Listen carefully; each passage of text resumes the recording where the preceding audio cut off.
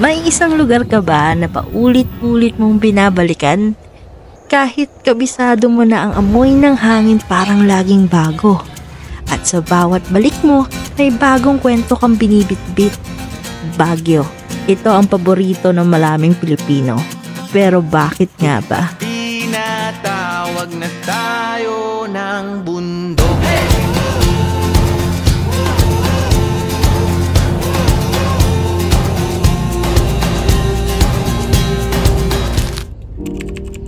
Dalawang oras lang ang biyahe ko mula Pangasinan hanggang Baguio. Hindi na ako pagod. Babalik-balik na kasi. Pero this time, mag-isa na lang ako. So guys, nilakad ko doon sa nasa may Mega Tower ta 4. Tapat lang actually nung pinagbabaan ko. Kaya lang nandito siya sa kabila. Finally guys, nandito na ako sa Airbnb natin. So, inikot ko yung buong tower. Sa daming tower. So, yun. Ayan, finally, nandito na tayo sa Airbnb. Ayan. So, itour ko muna kayo guys sa room. Tama ba tong room na pinasok? Charot! Ayan. Bagong lahat, bago ko kayo itour. So, ang advantage is tapat tayo nung terminal. Tapat lang siya. Pero inikot ko yung buong tower. Kasi marami tong Mega Tower residences. Marami siyang tower. So, nasa Tower 4 tayo. So, i-room tour ko muna kayo guys. Ayan. Ito yung room natin. Medyo, yan. Perfect. So, good for 1 to 2 packs to. So, actually, pwede daw ng 3. Ayan. Meron ditong cabinet. Ito yung bed. At isang pinaka nagustuhan ko dito, guys, is Chinan! Oh my God, we are in Baguio. Ay, first time. So, may balcony siya. So, yun yung gusto ko kasi pagdating sa mga Airbnb, I really love yung may balcony. So, yun guys. Punta naman tayo dito sa CR nila. So, normal CR, hindi lang kalakihan. Ayan. May shower. Siyempre, may heater yan. Ayan. So, ayan yung CR. Ayan. Hi! Magpapahinga muna tayo, guys. Ipe-prep ko lang yung ating itinerary today. Actually, wala naman masyadong gagawin kasi kakarating lang. Ay! Kakarating lang natin dito sa Baguio. So, again, hindi ko to first time. I'll live here before for a month. Mainit at ayun, kinabahan pa ako kasi wala akong jacket na dala at naiwan ko siya. So, hindi naman ganong kalamigan. Sakto lang. Ay, nagka-glass skin ako dito. Oh! So, ayun. Another solo travel. This is not, again, paulit-ulit, my first time in Baguio. But at least, matutour natin all alone na, ayun, hindi lang for errands, hindi lang for some things dito sa Baguio. So, yun guys, pahinga muna ako. So, our first thing in our agenda is to eat our dinner here in Cafe Pizzeria.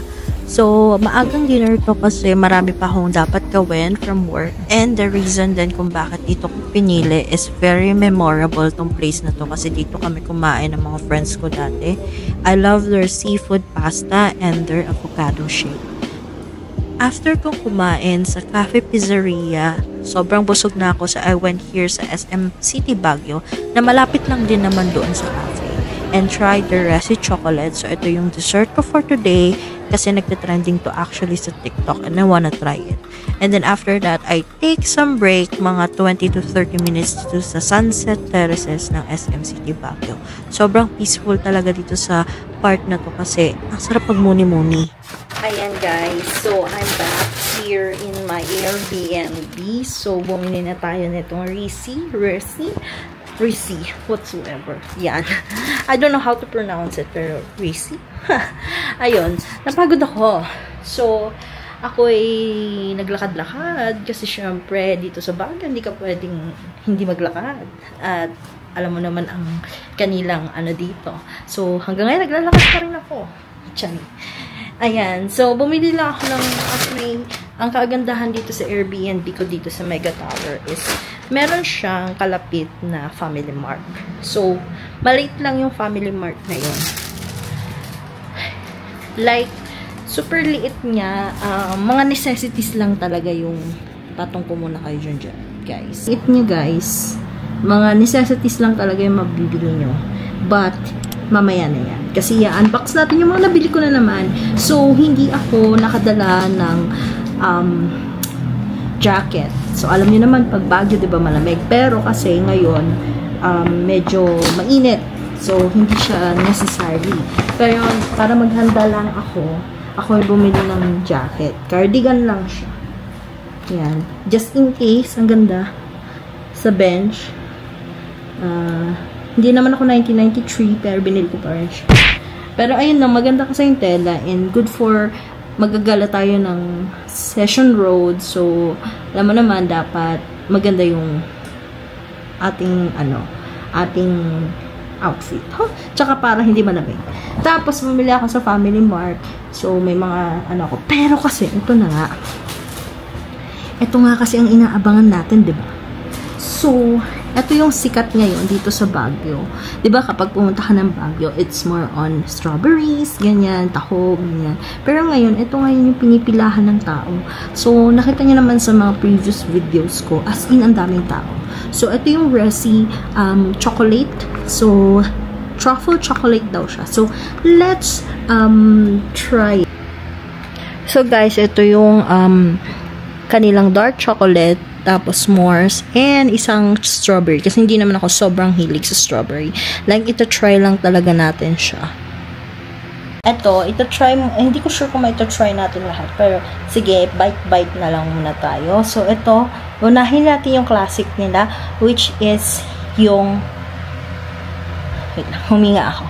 Dark chocolate, ayan. Meron silang super classic, which is yung milk chocolate. Pero, let's try this dark chocolate.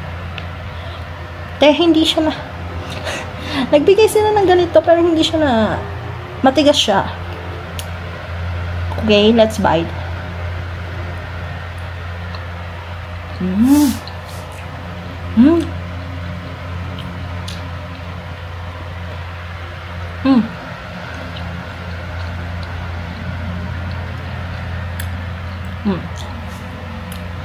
So, kung nakikita nyo guys, ang sarap niya.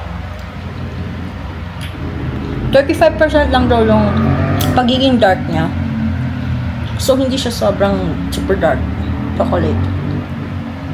Ano ko ba siya i-explain? Truffle chocolate kasi siya. So, I was thinking, parang siyang chewy. Pero hindi, it melts in your mouth. It melts in your mouth. So, try natin yung s'mores. Ayan, itong may parang may graham something, ayan.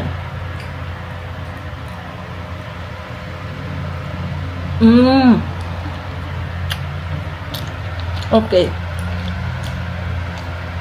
Milk chocolate siya. And then, malalasahan mo talaga na s'mores siya. So, yeah. Try naman natin tong strawberry nila. So, meron silang nilalagay na parang strawberry jam. Ayan. But, let's try it.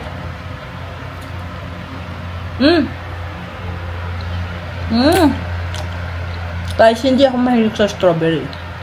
Pero this one,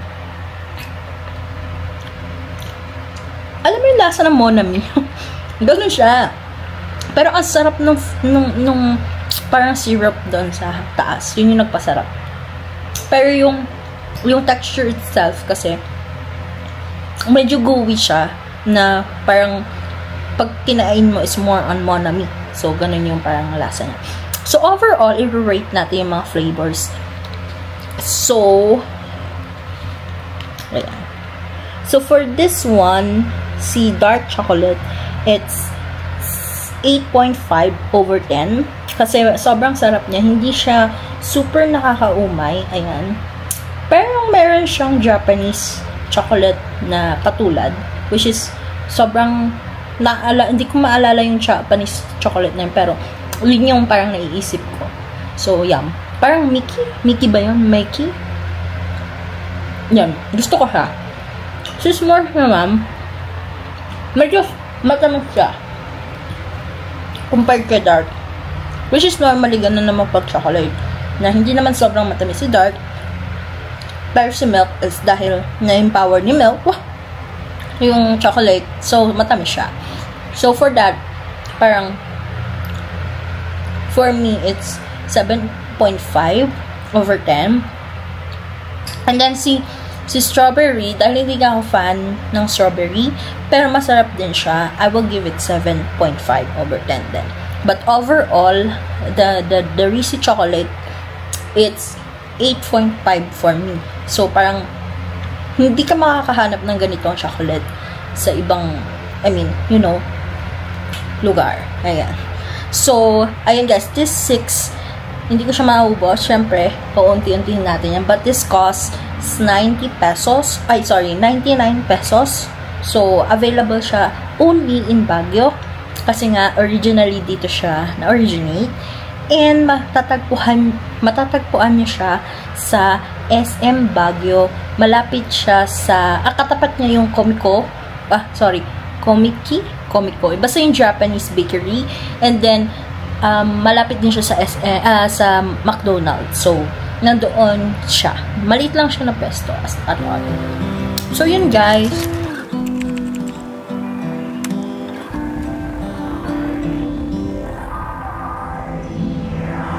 Nobody saw us silently floating out at some hotel in rural Wyoming.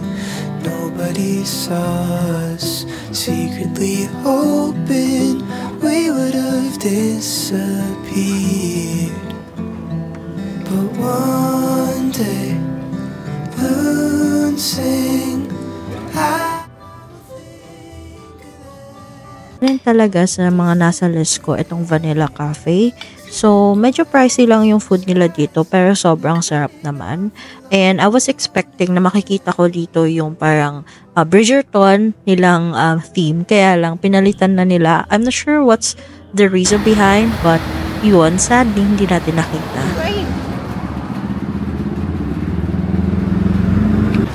So guys, naligaw tayo. Naligaw tayo ng Grab. So, lalakad lang tayo from going to UP.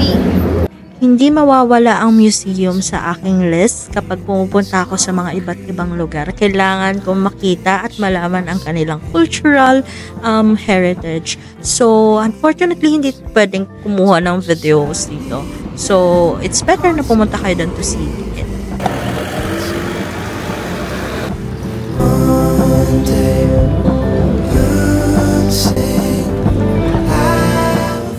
For lunch, dito ako kumain sa gustong-gusto ko ng balikan kapag pupunta ako ng Baguio, ang chimichanga or Jaime's Chimichanga.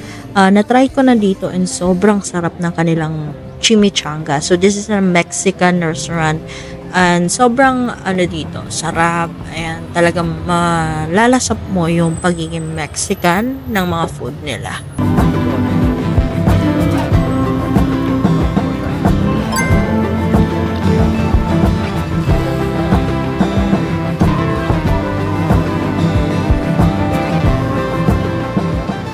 So, naglalakad na ako ngayon guys, papuntang Burnham Park. So, snaps lang tayo doon. Nakatapos ko lang mag-lunch sa chimichanga and sobrang busog, sobrang sarap. Ayan. Could be anywhere, doing anything, seeing anyone, but why are you in my head? Now I second guess every second thought where the setup is for how your name gets involved. But I'd rather be with you. Oh, I'd rather be with you.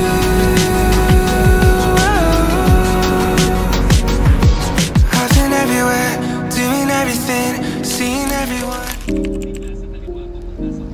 For our third day, I decided na pumunta sa historical trail ng Camp John Hay. But of course, before that, kailangan natin i-fuel ang sarili natin by taking breakfast here and everything nice. So, this is located in Techno Hub. And bago kayo pumunta naman dun sa Camp John, andun naman siya. So, let's start now our journey going to the historical trail. Sneaking through the forest to the property line. I pretend to hate the way you're making us hide. Wish I was above it, but I'm not gonna lie. I've been thinking about you all the time. Red bandana around your head, Montana riverbeds are keeping you awake ever since you left. Okay, sabi ni ate, unahin daw natin ang Bell House or Secret Garden pala bago tayo mag Lost Cemetery. At first, before ako pumunta dito, ang iniisip ko sa Bell House is medyo eerie siya and medyo alam mo yun kasi nasa historical colonialism tayo that time and dito tumira yung dating commanding general ng Philippines, which is si General John Franklin Bell. But when I went here, sobrang cozy and I felt na, alam mo yun, bakasyon lang kasi talaga siya noon ni Franklin Bell. So, na-felt ko na relaxing yung place.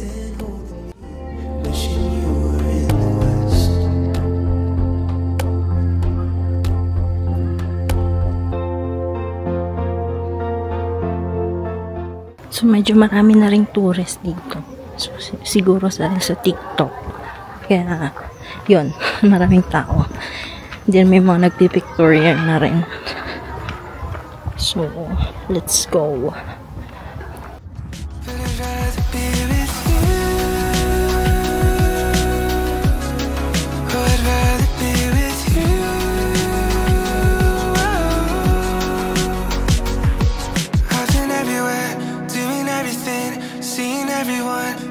Stuck in my head. Do I gotta do? Ayan, done na tayo sa Secret Garden. Now we're going to amphitheater. So, pa-backwards guys yung tour natin. Ayan. So, sabi kasi ni ate, unahin ang Secret Garden para hindi mapagod. Charot! Pero pagod na ako. Hala guys, ang peaceful.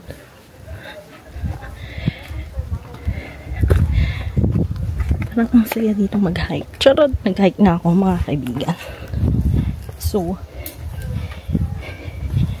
hindi ko na alam kung saan ako pupunta. Charot. Send help. Send, Rico. Natutumba ako guys.